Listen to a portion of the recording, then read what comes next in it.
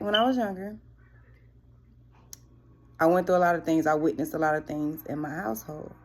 And as a child, you're taught, well, I know in my household, you're taught not to speak out of your home, speak about what happens outside of your home. You're taught not to be in adult conversations. Don't be in adult mouth with people to talk and stay out of adult business, basically. And as a child, and there's no outlets to really express what you see happening between your parents or what you got going on. Like, you majority of talk about the things that you had going on with your siblings versus what your parents had going on in the house. You really didn't speak on the things that you saw, especially if it was just like, a toxic environment. A lot of us grew up in toxic environments. Let's just say it did. Mental health and all that stuff was not a forefront back then when we were growing up in the 90s. It wasn't. A lot of people had to hold it in. A lot of people were taught to hold it in and people explode. But I guess that's why more people steer towards being gentle parent or gentle parenting, because we know how it feels to want to be in a child's place and want to speak out about the things that you see happening or things that you see your parents going through, or wanting to have a voice. You want to feel like your voice matters, even though you are a child, because children internalize things. They do, and you may not think that they do, but they pick up on the smallest thing. They internalize the smallest things, and it grows into the person that they become when they are older. So a lot of people focus on gentle parenting more to give their child a voice and to give themselves a voice, and to see what type of parent they come off as. Because if you sit down and talk to your child and ask your child, what type of love do you think mommy or daddy gives you or brings to you? What does my love represent to you? And they give you their response, baby, that will melt your heart of seeing how your child views you. That makes you feel like you're doing something right. It makes you feel like you're doing something right. In a sense, it makes you feel like you're doing something right as a parent and as a person. Because being a parent is one of the toughest jobs that you're going to have. There is no manual. There's no guidelines. And these little babies and creatures that we have, because these be some characters. Your kids will be some characters. But we're guiding them. You're in charge of little people. Little people that you're created. And you always want to give them your best. You always want to show them your best. Because this is who they are becoming. They get a lot of their character traits from what they are around growing up. And it sculpts them into the person, or gives them values and morals into the person that they're going to be. And that represents you totally. And it represents them. So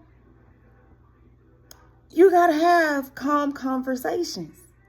Or you have to learn how to have calm conversations with people, especially if you're in a household and you have children. If you have a significant other in the household with you, you have to monitor how you assess anger. You have to monitor how you present anger, or how you present your emotions, or how you present, how you lash out when things happen.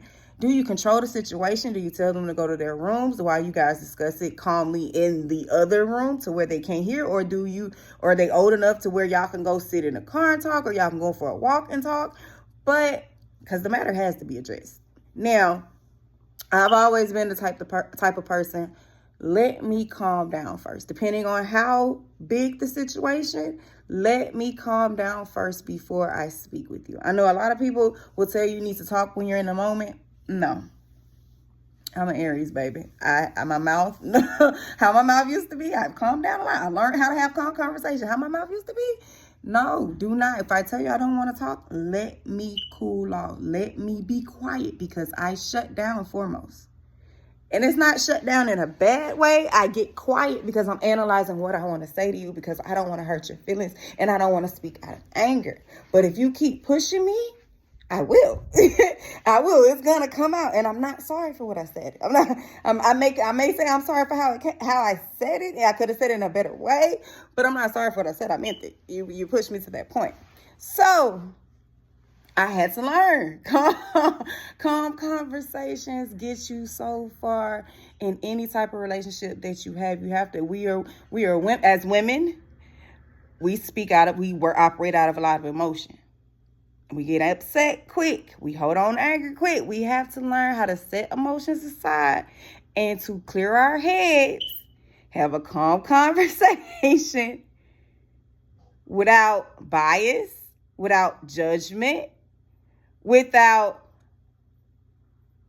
singling out what you want to hear, the parts of the conversation that you want to hear to attack the person on. You ain't having a good conversation if you trying to point out little pieces to see you did that. You have to listen. You have to shut up.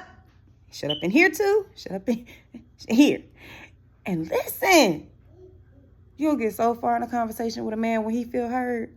When he feel like I can come talk to her about everything, you will get so far in your relationship. He will, man, watch how communication get better.